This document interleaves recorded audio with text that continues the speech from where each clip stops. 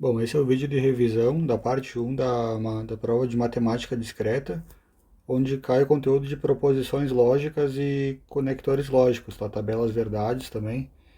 E esse daqui é o resumo da parte teórica, depois vai ter outro vídeo com o resumo com a resolução de exercícios da parte prática, tá? Então, a proposições lógicas são frases, tá? Escritas em língua culta portuguesa, que são representadas matematicamente por letras simples, tipo proposição P, proposição Q, proposição R. Então são frases simples, tá? Elas podem ser compostas quando tu junta duas ou mais proposições, né, na mesma frase, né? E aí tu vai usar conectores lógicos, que são os operadores e ou se, então, se e somente se, né, que a gente vai ver depois aqui embaixo, que são os operadores lógicos. Aí quando tu junta duas ou mais proposições simples, ela vira uma proposição lógica composta, porque ela é composta justamente de duas ou mais proposições simples, né? Então uma proposição simples é uma frase curta, normalmente simples, e a composta é duas ou mais frases ali juntas, né, que são juntas através de conectores lógicos que podem ser esses operadores aqui, tá? E ou se, então, se somente se. Uma proposição lógica ela pode ter só dois valores lógicos, que é o verdadeiro ou o falso, tá? Nunca ela pode ser verdadeiro e falso ao mesmo tempo. Então ela vai ser ou verdadeira ou falsa, tá? Ordens e perguntas não são proposições lógicas, então se tu tiver uma ordem, né? Tu der uma ordem para alguém, uma frase que diz faça alguma coisa, isso não é uma proposição lógica, isso é uma ordem, então não é categorizado como proposição. E frases também que são perguntas, né, que terminam com ponto de interrogação, né? Essas aqui também não são consideradas proposições lógicas, tá? Agora, quais os operadores lógicos que a gente tem? A gente tem o e, o ou, o operador negação, o se somente se, quer dizer, o se então, né, que é esse daqui, que é representado por uma seta à direita, e essa seta dupla aqui é o se somente se. Estes são os operadores lógicos principais, e tem mais alguns também que podem ser utilizados, tá, mas não são tão comuns, que é esse a invertido aqui, que é o para todo, né. Então, quando alguma frase iniciar dizendo que para todo valor de x, então, por exemplo, alguma coisa. Então é o para todo, que é esse cara aqui, que é o a invertido. O e é quando há pelo menos um, então há para pelo menos um valor de x, né, que satisfaça tal condição. Então esse é o operador e invertido. E o e invertido com exclamação é para apenas um valor de x, é quando só um valor de x satisfaz alguma determinada condição. Aqui é quando há pelo menos um valor de x e aqui é para todo o valor de x, tá? Então esses são os operadores lógicos principais, esses aqui da esquerda, e esses aqui são menos usuais, mas também podem aparecer nos exercícios que são os da direita, tá? Então o E, ele é a mesma lógica da porta lógica E, da eletrônica digital, né? Ele é um operador lógico que resulta em verdadeiro quando as duas entradas forem verdadeiras, né? A gente vai ver depois através da tabela verdade, que é aqui embaixo, né? O resultado lógico de cada operador. E esses operadores lógicos, eles são os operadores que vão conectar as proposições, que nem eu falei aqui, né? Tem uma frase, uma proposição P, que vai conectar com uma segunda proposição Q, e aí tu vai ter um operador lógico que pode ser um e, um ou, né? O se somente se, o se então, né? Que são esses aqui no caso, tá? Esses aqui também podem ser utilizados, mas são menos comuns, tá? Então o operador lógico E, né, ele é representado por esse chapeuzinho aqui invertido, né, que é o acento circunflexo, o OU é pelo V, então dá para associar o OU com esse aqui, como se isso aqui fosse um U, né, na verdade é um V, então OU de U, né, a gente pode associar isso daqui, né, para decorar qual que é o OU, e o E é o outro que é virado, né, o chapéu acento circunflexo. O operador negação é o operador que transforma o verdadeiro em falso e o falso em verdadeiro. Ele é dado por uma dessas duas letras aqui, ou o acento aqui, né, esse acento tio, ou esse símbolo aqui. O operador C é somente C, é esse daqui, né? Essa seta, e o C, desculpa, o operador C então, né? É esse daqui. E o C e somente C é esse aqui com a seta para os dois lados, tá? Então, como eu falei, né? A negação, tu pode negar operadores lógicos ou proposições compostas, que são esses caras aqui. Então, a negação de uma proposição composta P e Q com o operador E, ele vira o operador OU e eu nego individualmente as duas proposições lógicas P e Q. Então, o P e o Q eles são normais, eles não são negados. Se eu quiser negar, né, se eu quiser, ou seja, botar o tio na frente, significa negar essa proposição lógica composta inteira aqui. Então, a negação, né, isso aqui é o operador negação da proposição lógica, que é essa daqui, né? Vai me resultar nisso daqui. Eu vou negar individualmente as duas proposições P e Q. Então aqui está a negação, aqui está a negação. E vou inverter o operador, vou trocar o operador, esse aqui que é o E pelo OU. Então troquei, inverteu, tá? Aí se eu negar esse cara aqui da direita, vai virar o da esquerda, né? Vai voltar, eu volto para a esquerda, vice-versa, tá? vale tanto de um lado, para cá, da esquerda para a direita, como da direita para a esquerda. Se eu nego o que está na esquerda, eu vou resultar no que está na direita. Se eu negar o que está na direita, eu vou voltar para o que eu tenho na esquerda, tá? Então é bidirecional. Então, aqui, ó, negando a operação, o operador ou, eu obtenho o operador e nego as duas proposições individualmente, né, o p e o q. Então, isso aqui vira não p e não q. Para mim, negar o operador igual, né, da matemática, né, uma proposição lógica pode ser eu dizer que um número x é igual ao número y, isso é uma proposição válida. Então, para mim, negar o operador lógico igual, né, que é esse daqui de igualdade, ele vira o diferente de, que é esse daqui, né, que é o igual com o tracinho no meio. Então, negação lógica do igual vira o diferente, que é o que está na direita. Depois, a negação lógica do A maior que B é A menor ou igual a B. Eu não mexo no sinal, nem na ordem das proposições A e B, né? Elas ficam aqui. Isso aqui pode ser uma proposição lógica ou pode ser simplesmente um número. Eu posso dizer que o A é 5 e o B é 12, por exemplo. O 5 não é maior que 12, essa proposição lógica é falsa, mas aí eu quero dizer que o A e o B, né, o P e o Q, eles podem ser tanto números como proposições lógicas, tá? Que são frases curtas, como eu falei. Então, para negar esse cara aqui, ele vira isso daqui. Então, negação do maior é o menor igual e a negação do menor é maior igual. E vice-versa, né? Se eu tenho esse cara aqui da direita, eu quero negar ele, ele vai virar esse cara aqui da esquerda e vice-versa, tá? Então, isso daqui são coisas que tem que decorar, não tem muito o que fazer, tá? São as negações dos operadores lógicos e dos operadores matemáticos, né? Que é o maior e o menor igual.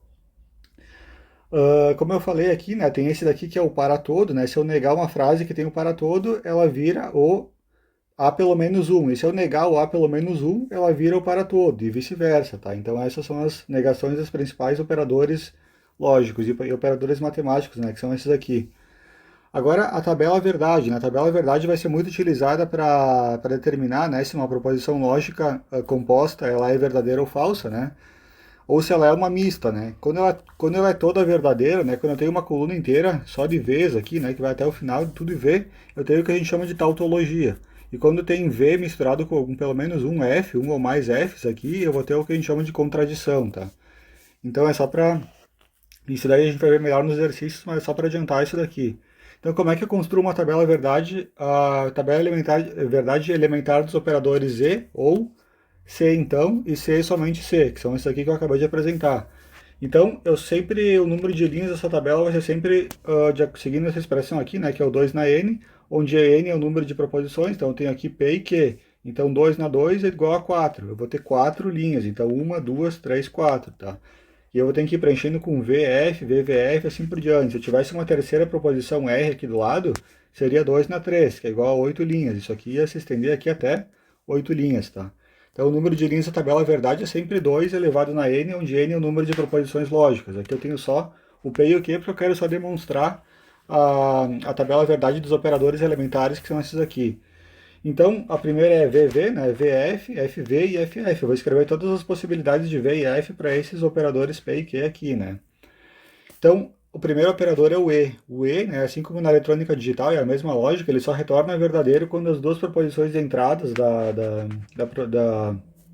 que compõem, né, essa proposição composta aqui, quando as duas simples, P e Q, forem verdadeiras, ele retorna verdadeiro. É a única situação. Quando tiver pelo menos uma falsa aqui, né, ele vai retornar sempre falso. Tá? O operador da eletrônica digital é o mesmo funcionamento.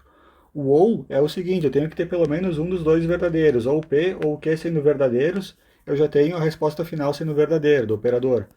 Então aqui eu tenho V, eu vou ter V aqui eu tenho V, eu vou ter V, eu tenho V aqui, eu vou ter V, e aqui eu tenho F, F, então aqui vai retornar falso. Tá? Então essa é a lógica do puro e simples da eletrônica digital da porta OU, né? A mesma coisa.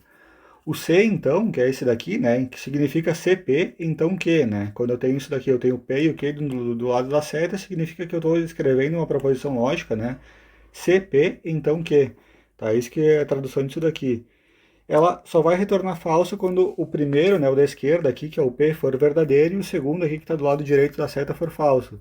Aí quando isso daqui acontecer, então eu vou ter, ó, a única situação é essa daqui, ó, V e F, eu vou ter falso. As outras todas as situações aqui, V com V, F com V e F com F, tudo vai retornar, ó, verdadeiro, tá? Então a única chance de um C, então, retornar falso é quando a primeira proposição aqui for o V e a segunda do lado direito da seta for F, que é esse caso aqui.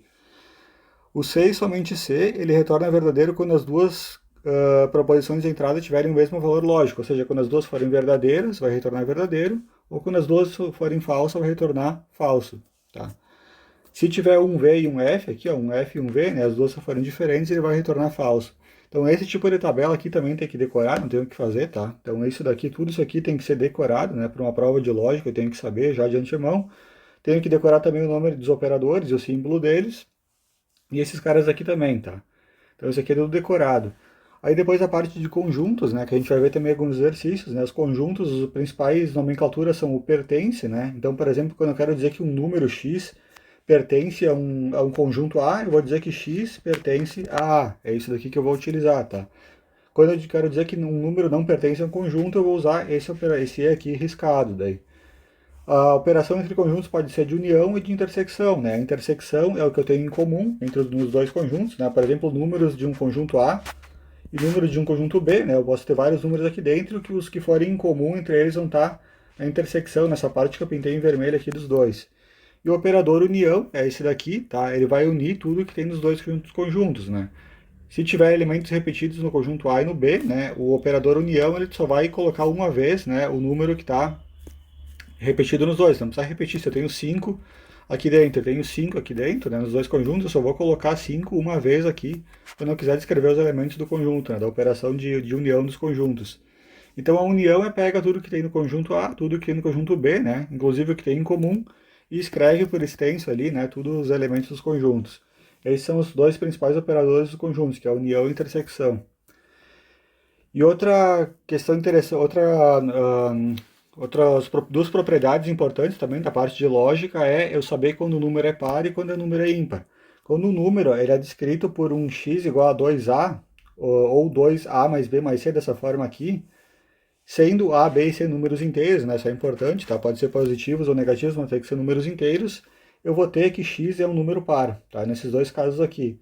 E se eu tenho um número qualquer inteiro, 1, 2, 3, 4, 5, tu concorda que se eu multiplicar por 2, né? Esse número, o x ele vai ser par, porque eu posso voltar, né, a dividir por 2, né? E o resto da divisão sendo zero, o número é par.